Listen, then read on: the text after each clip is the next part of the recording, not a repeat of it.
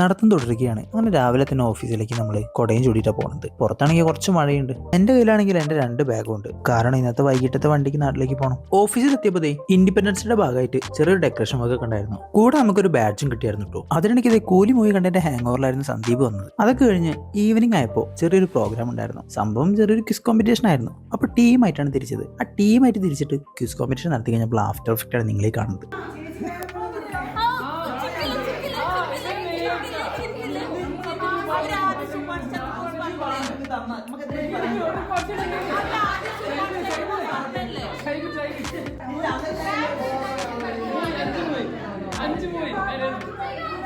എന്തായാലും ഫൈനലായപ്പോൾ ഞങ്ങളുടെ ടീമായിരുന്നു വിൻ ചെയ്തത്. അങ്ങനെ അതൊക്കെ കഴിഞ്ഞപ്പോൾ നമ്മൾ നേരെ വീട്ടിലേക്ക് പോകാനുള്ള തയ്യാറെടുപ്പായി. കഴിഞ്ഞ പ്രാവശ്യത്തെ പോലെ ട്രെയിൻ മിസ്സാവേണ്ട വിചാരിച്ചിട്ട് ഇപ്രാവശ്യം നമ്മൾ നേരത്തെ തന്നെ പോയി. സംഭവം കറക്റ്റ് ടൈമിലാണ് അവിടെ എത്തിയത്. അങ്ങനെ ട്രെയിൻ വരാൻ നേരത്ത് കാണുന്ന കാഴ്ചയാണ് നിങ്ങൾ കാണുന്നത്. മിക്ക ആൾക്കാരും ട്രെയിൻ കയറാൻ വേണ്ടിയിട്ട് പ്ലാറ്റ്ഫോമിൽ നിന്ന് ഇറങ്ങിയിട്ട് തൊട്ടപ്പുറത്തേക്ക് മാറി നിൽക്കാൻ തുടങ്ങി. അങ്ങനെ നമ്മൾ ട്രെയിൻ വന്നു. അൺഫോർച്യുനേറ്റ്ലി എനിക്ക് ആ ട്രെയിനിൽ കയറാനും പറ്റിയില്ല. കാരണം എൻ്റെ കയ്യിൽ ഓൾറെഡി 2 ബാഗ് ഉണ്ട്. ഈ ട്രെയിൻ ആണെങ്കിൽ ബാംഗ്ലൂർ ടു തിരുവനന്തപുരം പോണ വണ്ടിയാണ്. അതുകൊണ്ട് തന്നെ നല്ല തിരക്കുണ്ടായിരുന്നു. കയറാനും പറ്റിയില്ല. ഇതായിരുന്നു അവസ്ഥ. അങ്ങനെ ആ ഒരു വണ്ടി മിസ്സാക്കിയതിനു ശേഷം 1.5 മണിക്കൂറിന്റെ വെയിറ്റിംഗിന് ശേഷം നമ്മൾ അടുത്ത വണ്ടി എത്തി. മെമു അതിൽ കയറി സുഖയാത്ര നേരെ നാട്ടിലേക്ക്. അപ്പോൾ എന്തായാലും ഈ അടുത്ത സ്റ്റോറിയിൽ കാണാം.